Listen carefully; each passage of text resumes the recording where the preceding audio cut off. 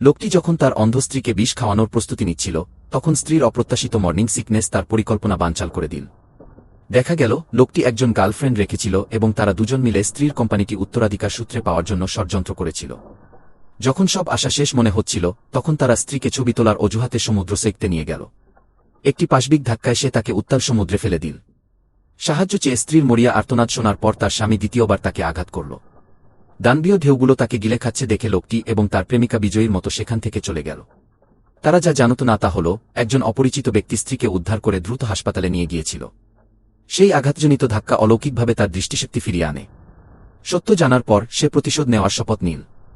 ঠিক যখন সে তার সহকারীকে ফোন করার জন্য হাত বাড়াল, তখন তার স্বামী জোর করে হাসপাতালের ঘরে প্রবেশ করল এবং কোম্পানির হস্তান্তরের কাগজপত্রে সই করার জন্য তাকে চাপ দিল। বাধ্য স্বীকারের ভান করে সে বশ্যতা স্বীকার করল।